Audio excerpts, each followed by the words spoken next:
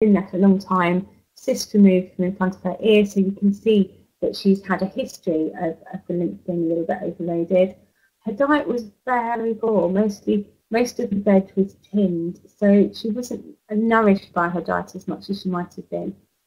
In her teens, she had very painful periods, so the inflammation building up there.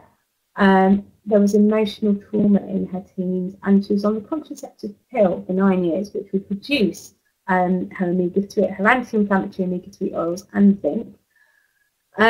She'd had a melanoma removed from her right leg on her stomach meridian and a cyst removed from her left leg. So you can see how things, in terms of inflammation and lymph overload, have been building up.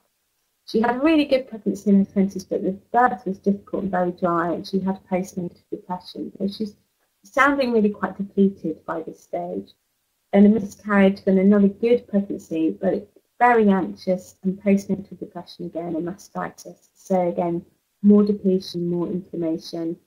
And then on top of that, a divorce, a new difficult relationship, lots of anxiety, that's when the cystitis comes in.